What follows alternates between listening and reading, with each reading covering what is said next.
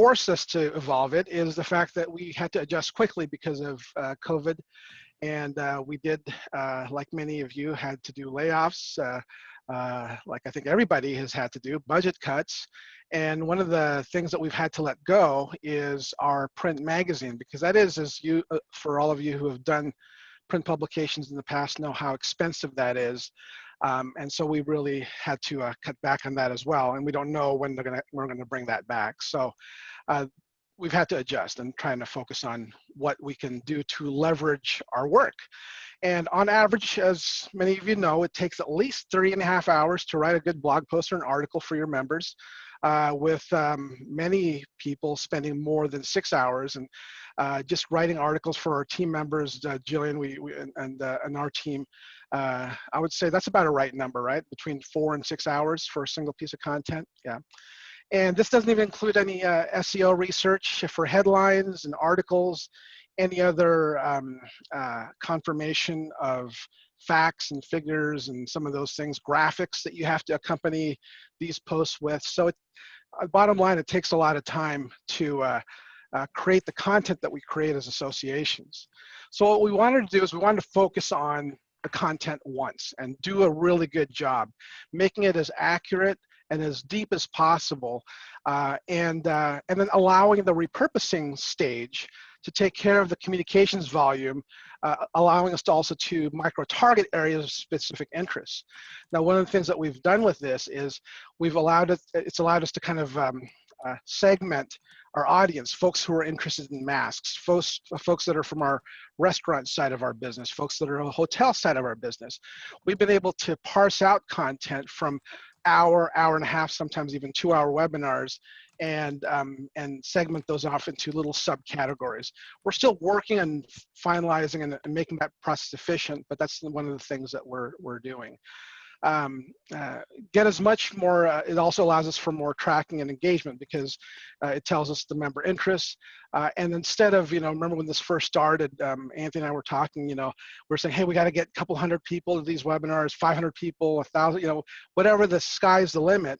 And I said we could either spend a lot of our time trying to get those people, or we could focus on the content and allow the amplification afterwards to really tailor the content to our membership. So instead of getting 200 webinar attendees on average, maybe get 50 to 100 attendees on on an average, but then make it up in the back end with 700 to 1,000 replay views on content, on targeted, specific, categorized content in different formats.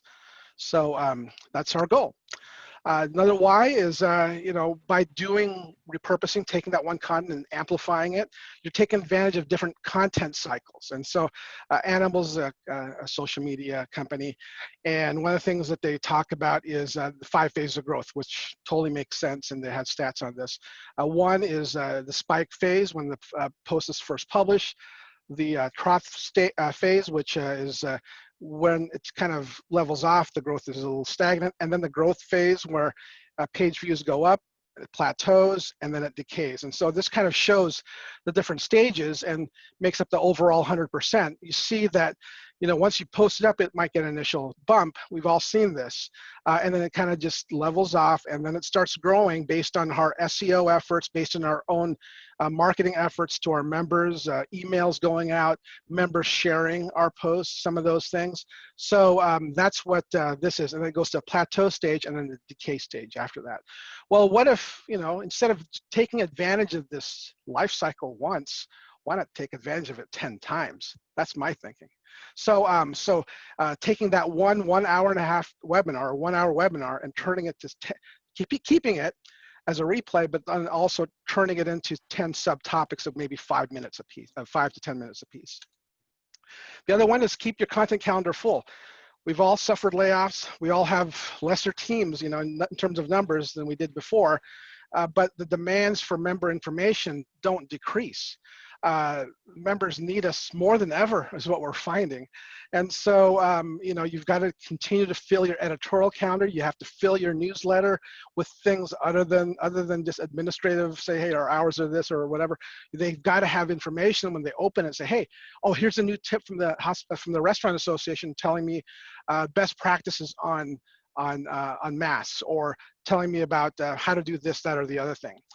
What we found that one good webinar could satisfy 1 to 2 months of content. One of the webinars that we did a month ago on the reopening strategies in Washington State, we segmented that into 10 separate videos, and then I'll show you the model later. But you know, it's enough to really fill your content calendar, which is what will help members continue to come back.